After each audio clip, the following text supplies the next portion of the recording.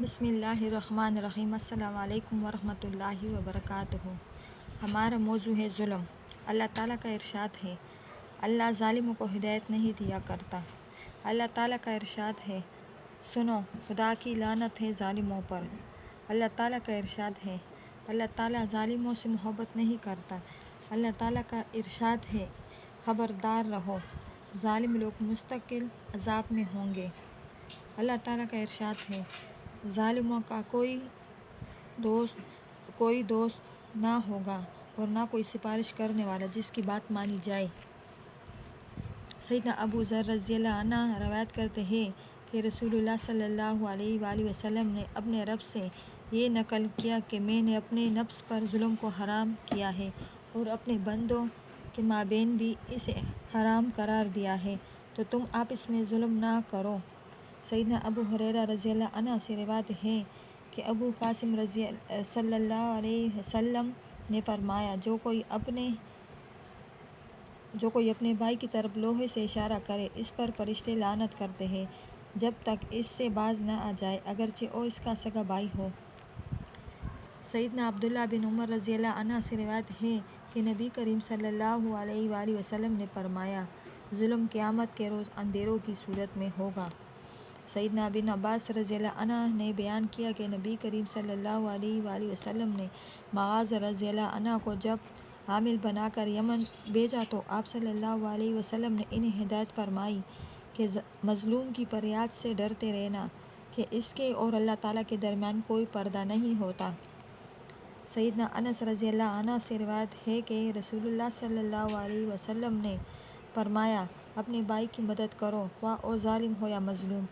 صحابہ نے عرض کیا، یا رسول اللہ صلی اللہ علیہ وسلم، ہم مظلوم کی مدد تو کر سکتے ہیں، لیکن ظالم کی مدد کس طرح کریں؟ آپ صلی اللہ علیہ وسلم نے فرمایا کہ ظلم سے اس کا ہاتھ پکڑ لو۔ سیدنا عبداللہ بن عمر رضی اللہ عنہ سے روایت ہے کہ نبی کریم صلی اللہ علیہ وسلم نے منع فرمایا تھا کہ کوئی شخص دو کھجوریں ایک ساتھ ملا کر کھائے، یہاں تک کہ وہ اپنے ساتھیوں سے اجازت لے لے۔ سیدنا سالم نے اپنے والد سے روایت کیا کہ نبی کریم صلی اللہ علیہ وسلم نے فرمایا، جس نے کسی زمین میں سے کچھ بھی ناحق لے لیا تو قیامت کے دن اسے 7 زمینوں تک دھنسایا جائے گا۔ سیدنا ابو ہریرہ رضی اللہ عنہ سے روایت ہے کہ رسول اللہ صلی اللہ علیہ وسلم نے فرمایا، جس نے اپنے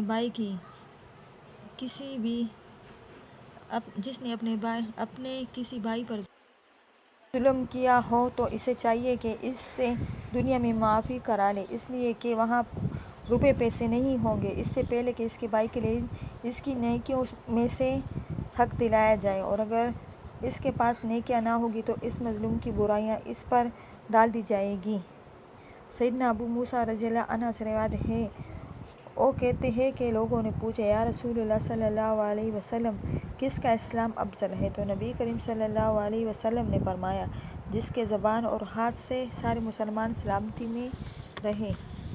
سیدہ ام سلمہ رضی اللہ عنہ سے روایت ہے کہ رسول اللہ صلی اللہ علیہ وآلہ وسلم نے فرمایا، میں تمہارے ہی جیسا انسان ہوں، اور بعض اوقات جب تم باہمی جھگڑا لاتے ہو تو ممکن ہے کہ تم میں سے بعض اپنے فریق مخالف کے مقابلے میں اپنا مقدمہ پیش کرنے میں زیادہ چالاکی سے بولنے والے ہوں، اور اس طرح میں اس کے مطابق فیصلہ کر دوں جو میں تم سے سنتا ہوں۔ پس میں جس شخص کے لیے بھی اس کے بھائی کے حق میں سے کسی چیز کا فیصلہ کروں تو وہ اسے نہ لے، کیونکہ اس طرح میں اسے جہنم کا ایک ٹکڑا دیتا ہوں۔ اللہ تعالیٰ ہمیں اور آپ کو ظالموں سے اور ظلم کرنے سے بچائے، آمین۔ باقی میری آپ لوگوں سے گزارش ہے کہ ہمارے ویڈیو پوری دیکھا کریں اور چینل کو سبسکرائب اور لائک کیا کریں۔ شکریہ۔